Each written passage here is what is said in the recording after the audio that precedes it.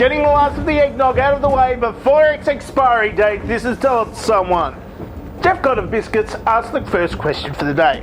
Is this the real life? Well, is this just fantasy? Caught in a landslide, no escape from reality. I'm just a poor boy. I need no sympathy because I'm easy come, easy go. Little high, little low. Any way the wind blows doesn't really matter. To me.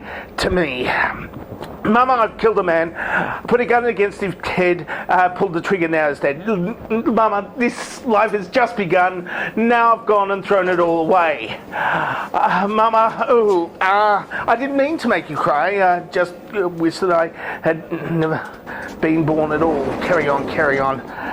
Anyway, the wind blows, doesn't really matter to me. Next question, of course, from the Emperor. Fabulous. How many yams does it take to construct an effigy of a sweet potato Hitler? Asking for myself, actually. I don't entirely trust the contractor I hired. Well, of course, if you're going to hire a contractor to build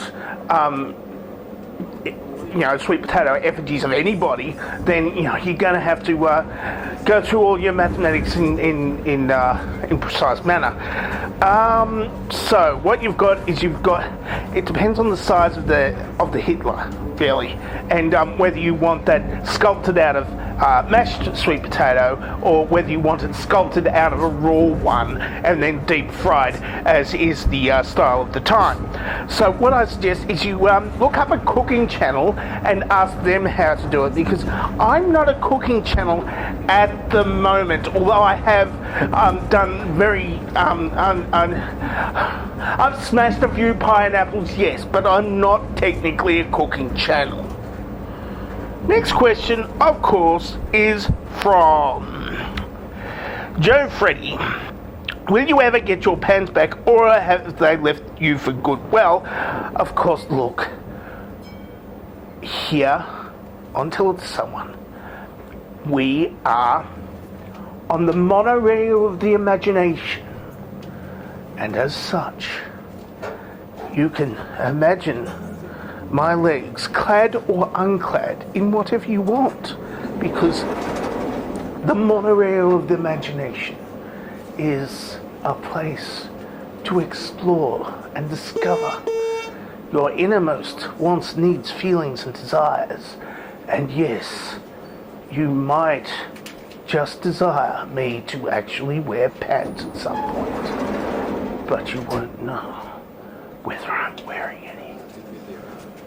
Next question, of course, could be from David Pope. How many koalas does it take to keep the average crocodile fully fed?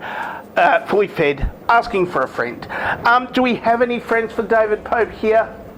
Because he's asking for one. Anybody?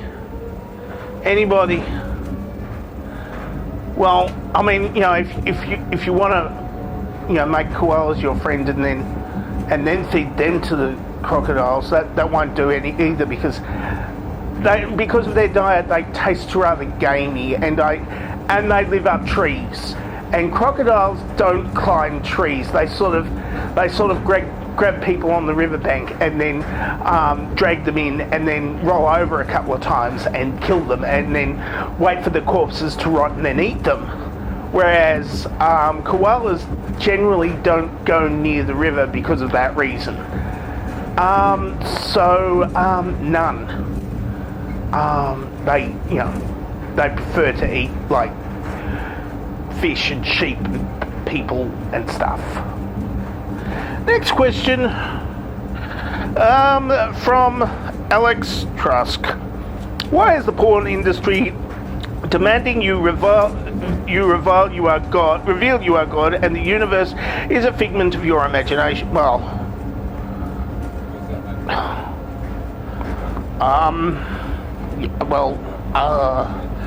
that's how did you get my browsing history? Because I went to OnlyFans with very, very, very, very specific requests, and this stop is Markets. Oh dear. I got sprung. I mean, you know, you get one taste of omnipotence and then nothing else will satisfy your needs. And I'm sorry, I just need to have complete hegemon over the entirety of creation. It's just how I get my jollies, okay?